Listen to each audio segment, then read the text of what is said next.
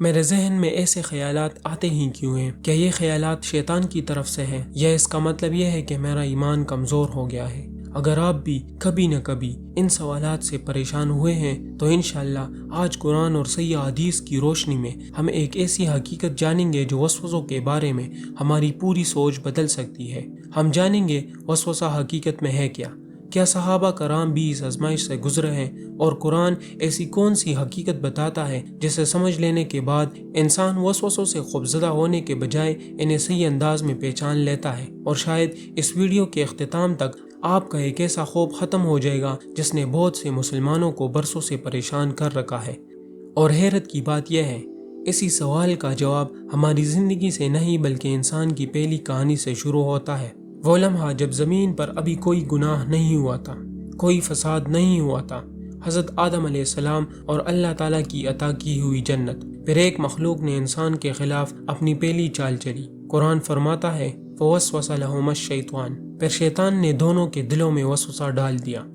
یہاں قرآن ایک خاص لفظ استعمال کرتا ہے، وسوسہ، کیونکہ وسوسہ حکم نہیں ہوتا، وسوسہ جبر نہیں ہوتا، وسوسہ صرف ایک خیال ہوتا ہے، ایک سرگوشی جسے قبول کرنا یا رد کرنا انسان کے اپنے اختیار میں ہوتا ہے۔ اس لیے شیطان آدم علیہ السلام کو مجبور نہیں کر سکا، اس نے صرف بات کو خوبصورت بنا کر پیش کیا۔ قرآن آگے فرماتا ہے وَقَالَ مَا نَهَاكُمَا رَبُّكُمَا عَنْ هَذِهِ الشَّجَرَةِ إِلَّا أَن تَكُونَ مَلَكَيْنِ أَوْ تَكُونَ مِنَ الْخَالِدِينَ، اور اس نے کہا تمہارے رب نے تمہیں اس درخت سے صرف اس لیے روکا ہے کہ کہیں تم فرشتے نہ بن جاؤ یا ہمیشہ زندہ رہنے والوں میں شامل نہ ہو جاؤ۔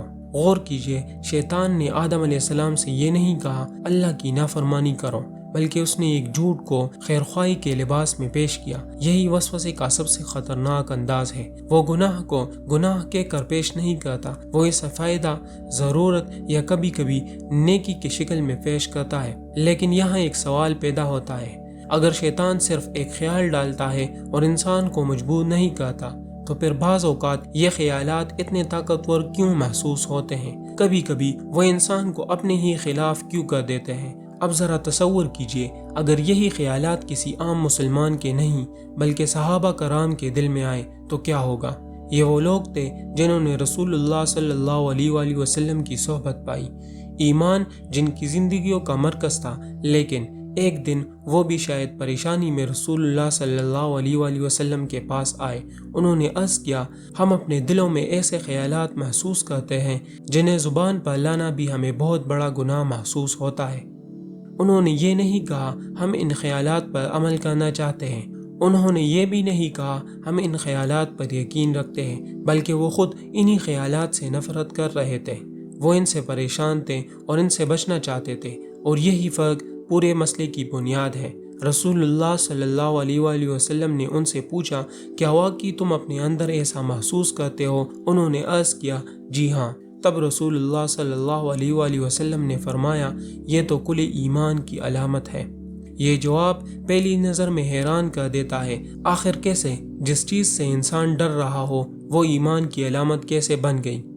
امام نووی رحمۃ اللہ علیہ اس حدیث کی شرح میں لکھتے ہیں کہ اس کا مطلب یہ ہے جب مومن ان خیالات کو برا سمجھے، ان سے نفرت کرے اور انہیں قبول کرنے سے انکار کرے تو یہی اس کی ایمان کی قوت کی دلیل ہے، کیونکہ اگر دل ان خیالات سے مطمئن ہو جائے، پریشان ہی نہ ہو، تب خطرہ ہے، لیکن اگر دل انہیں قبول ہی نہ کرے اور ان کے آنے پر بے چین ہو جائے تو یہی بے چینی زندہ ایمان کی نشانی ہے۔ لیکن یہاں ایک سوال ابھی بھی باقی ہے، لیکن اگر یہ خیالات ہمارا ایمان نہیں چھینتے تو پھر شیطان انہیں پیدا کیسے کرتا ہے؟ کیا وہ واقعی ہمارے دل کے اندر داخل ہو جاتا ہے، یا قرآن اس کی طاقت کی کوئی حد بھی بیان کرتا ہے؟ اور یہی وہ حقیقت ہے جسے سمجھنے کے بعد وسوسوں کا خوف ہمیشہ کے لیے بدل جاتا ہے۔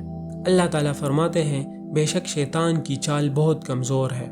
ذرا رک کر سوچئے، اگر شیطان واقعی ہمارے دلوں پر مکمل اختیار رکھتا تو قرآن اس کی چال کو کمزور کیوں کہتا؟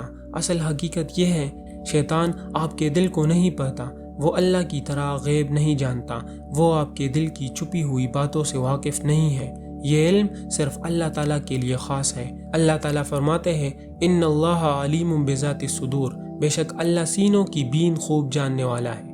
قرآن نے یہ صفت کسی مخلوق کو نہیں دی، نہ فرشتوں کو، نہ جنات کو، اور نہ ہی شیطان کو۔ تو پھر شیطان کیا کہتا ہے؟ علماء نے وضاحت کی ہے کہ شیطان انسان کی پوشیدہ نیت نہیں جانتا، بلکہ وہ انسان کے ظاہر کو دیکھ کر وسوسہ ڈالتا ہے۔ آپ کی عادتیں، آپ کی کمزوریاں، آپ کی بار بار دہرائی جانے والی غلطیاں، یہ سب اس کے لیے اشارہ بن جاتی ہے۔ اگر کوئی شخص بار بار غصہ کرتا ہے تو اسی دروازے سے آتا ہے۔ اگر کوئی مال کی محبت میں حد سے بڑھ رہا ہے تو وہ اسی رستے کو آسان دکھاتا ہے۔ وہ ہر انسان کے لیے ایک ہی وسوسہ استعمال نہیں کرتا، بلکہ جس دروازے کو انسان خود بار بار کھولتا ہے، شیطان اسی دروازے پر زیادہ دستک دیتا ہے۔ لیکن یہاں ایک حقیقت ہے جو امید بھی دیتی ہے اور ذمہ داری بھی۔ اگر انسان اپنی کمزوری پہچان لے تو وہ شیطان کا سب سے مضبوط ہتھیار اسی وقت کمزور کر دیتا ہے۔ لیکن ایک سوال ابھی بھی باقی ہے۔ اگر ہر آنے والا خیال شیطان کی طرف سے نہیں ہوتا تو پھر اپنے ہی نفس کی آواز اور شیطان کے وسوسے میں فرق کیسے پہچانا جائے؟ کیونکہ یہ فرق سمجھ لینا بعض اوقات ایک پوری زندگی بدل دیتا ہے۔ ہم اکثر ہر برے خیال کا الزام فوراً شیطان پر لگا دیتے ہیں، لیکن قرآن ایک اور حقیقت بھی بتاتا ہے۔ انسان کے اندر صرف شیطان ہی نہیں بلکہ نفس بھی موجود ہے۔ اللہ تعالیٰ حضرت یوسف علیہ السلام کے واقعے میں فرماتے ہیں وَمَا أُبَرِّئُ نَفْسِي إِنَّ النَّفْسَ لَأَمَّارَةٌ بِالسُّوءِ إِلَّا مَا رَحِمَ رَبِّي، اور میں اپنے نفس کو پاک نہیں ٹھہراتا، بے شک نفس تو برائی کا حکم دیتا ہے مگر جس پر میرا رب رحم فرمائے۔ قرآن دو الگ حقیقتیں بیان کرتا ہے۔ ایک طرف شیطان ہے جو برائی کو خوبصورت بنا کر پیش کرتا ہے، اور دوسری طرف انسان کا اپنا نفس ہے جو بعض خواہشات کی طرف مائل ہوتا ہے۔ لیکن سوال یہ ہے فرق کیسے پہچانے؟ علماء اسلام نے قرآن اور سنت کی روشنی میں ایک نہایت اہم اصول بیان کیا ہے۔ اگر کوئی خیال اچانک آئے، آپ اسے ناپسند کریں، اس سے گھبرا جائیں اور فوراً اللہ کی پناہ چاہیں تو یہ وسوسہ ہو سکتا ہے۔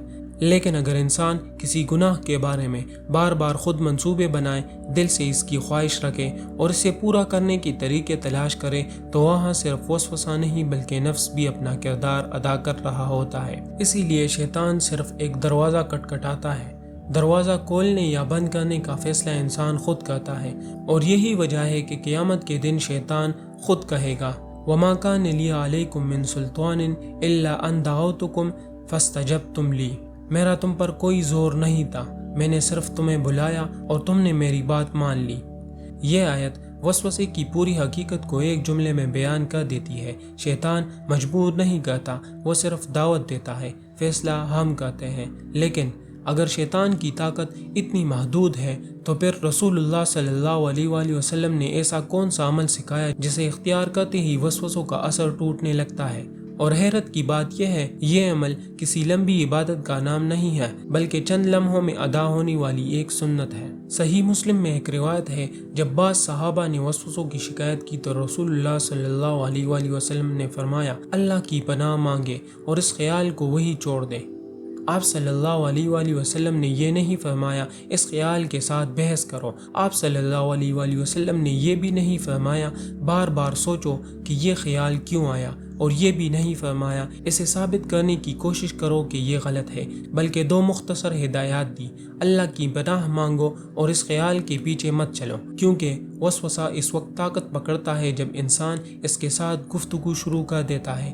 ایک خیال، پھر دوسرا، پھر تیسرا، اور دیکھتے ہی دیکھتے چند سیکنڈ کا وسوسہ گھنٹوں کی پریشانی بن جاتا ہے۔ لیکن جب انسان اسی لمحے اللہ کی طرف رجوع کرتا ہے اور اس خیال کو خوراک دینا بند کر دیتا ہے تو شیطان اپنا سب سے اہم ہتھیار کھونے لگتا ہے۔ اسی حقیقت کو اللہ تعالیٰ نے قرآن میں بھی فرمایا وَإِمَّا يَنزَغَنَّكَ مِنَ الشَّيْطَانِ نَزْغٌ فَاسْتَعِذْ بِاللَّهِ إِنَّهُ سَمِيعٌ عَلِيمٌ، اور اگر شیطان کی طرف سے کوئی وسوسہ تمہیں چھوئے تو اللہ کی پناہ مانگو، بے شک وہ خوب سننے والا اور خوب جاننے والا ہے۔ یہ صرف ایک آیت نہیں ہے، یہ ہر اس مومن کے لیے اللہ کی طرف سے ہدایت ہے جو کبھی وسوسوں سے پریشان ہوا ہو۔ اگر آج کی ویڈیو سے آپ صرف ایک بات یاد رکھیں تو وہ یہ ہے، ہر آنے والا خیال آپ کی پہچان نہیں ہوتا، آپ کی پہچان وہ فیصلہ ہے جو آپ اس خیال کے بعد کرتے ہیں۔ اگر آپ اللہ کی طرف رجوع کرتے ہیں، برائی کو برا سمجھتے ہیں اور اس سے بچنے کی کوشش کرتے ہیں تو یہی ایمان کی زندہ علامت ہے۔